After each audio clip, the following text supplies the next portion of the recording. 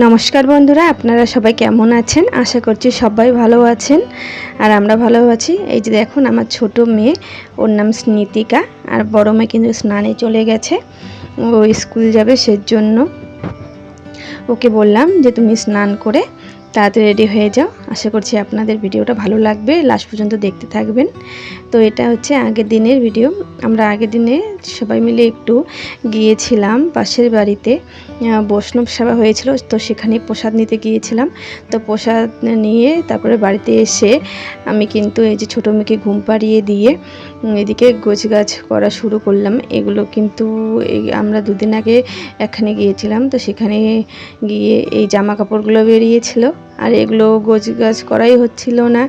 আর যেহেতু এই কাপড়গুলো রোদে না দিলে এগুলো মানে ভিতরে ঢুকিয়ে রাখবো কেমন লাগে, তাই এগুলো সব গোছগাছ করে নিয়ে তারপর কিন্তু আমি সব ভিতরে ঢুকিয়ে রাখবো। তো সেদিন তো হয়ে গেল, আর এটা কিন্তু পরের দিন সকালে। আর জানেন তো এই সকালের দিকটা যতই ভাবে তাড়াতাড়ি করে ঘুম থেকে উঠে সব কাজ সারবো, কিন্তু হয়ই না। কি হয় জানেন, এই যে মেয়েটা পাশে যদি না শুয়ে থাকি, ও যে কোনো একজনকে পাশে শুয়ে থাকতেই লাগে, হয় ওর বাবা নইলে আমি যদি উঠে পড়ি। ওর বাবা যেহেতু সকাল সকাল আজকে গাড়ি নিয়ে বের হয়েছিল, তো সেজন্য আমি যেই উঠেছিলাম আমার সাথে কিন্তু ও ঘুম থেকে উঠে পড়েছে। ওর বাবা আসলো 6:45টার সময়, আর এইদিকে 6:45টার সময় ওর বাবা আসলো, ওকে দিয়ে আমি স্নান করে চা করে দিলাম। আর ওর বাবা খাওয়া দাওয়া করে চলে গেছে। আর দুই মেয়েকে খাইয়ে বড় মেয়েকে বললাম যে যা বুনুকে একটু দিয়ে আয় কারো বাড়িতে, ওর ওর ঠামির বাড়িতে গিয়ে দিয়ে আসলো। আর এইদিকে আমি সব ভাত বসিয়ে দিয়ে বিছানাগুলো তুলে নিচ্ছিলাম। আর যেহেতু সব পুচকি হিসু করে, সেজন্য কিন্তু বিছানাটার মধ্যে আমি পেতে দিয়েছি একটা প্লাস্টিক। আর প্লাস্টিকটার উপরে আমি এই যে এভাবে বেড কাভারটা পেতে দিই।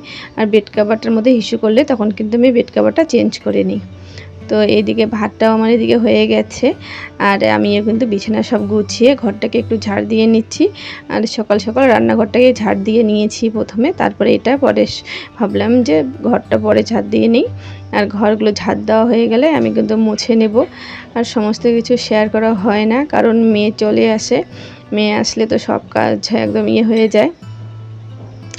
আর ভালোভাবে না ঝাড় দিলে এত ধুলোবালি ঘরে ঢোকে, রাস্তা যেহেতু পাশেই, সেজন্য কিন্তু প্রচণ্ড ধুলোবালি ঢোকে। আর তোমার কি হয়, মেয়ে তো ছোট, ও তো বোঝেই না, যে কোনো হয়তো পোকামাকড় পিঁপড়ে যাচ্ছে বা কেন্ন যাচ্ছে সব কিছু ধরে কিন্তু মুখে দিয়ে দেয়, এরকম অবস্থা ওর। আর এদিকে বড় মেয়েকে ডাল ভাত ডিম ভাজা করে দিলাম, ও সকালের দিকে বেশি কিছু একটা খেতে চায় না, তো দুগাল ভাত খেয়ে নিল, খেয়ে স্কুলের জন্য বেরিয়ে পড়লো। আর ওর বাবা নিয়ে যেতে চাইছিল, কিন্তু পাশের বাড়ির এক ওর দাদা ওর মেয়েকে নিয়ে যাবে, তো নিয়ে আসার সময় ওর বাবাই নিয়ে আসবে। তো এদিকে মেয়েকে পাঠিয়ে দিয়ে এদিকে কিন্তু আমি রান্নাটা বসিয়ে দিলাম। আর আজকে করব ডিমের কারি। আর ওর বাবা আমার জন্য নিয়ে এসেছিলো একটুখানি ভেন্ডি, তো ভেন্ডিটা চচ্চড়ি করব। আর ছোটো বস্কিকে শাক খাওয়াবো আজকে, ওর বাবাকে বলেছিলাম যদি একটু শাক পাও তাহলে শাক নিয়ে আসো। তো ওর বাবা কী করেছে, এখন যেহেতু পালং শাকটা বেশি বেরোয় না, তাই ওর বাবা একটু কলমি শাক নিয়ে এসেছে। তো কলমি শাকটাই কিন্তু ওর জন্য একটু করব, ওর জন্যে মানে কি সবার জন্যই করব, ওকেও খাওয়াবো আমরাও কিন্তু একটু খাবো।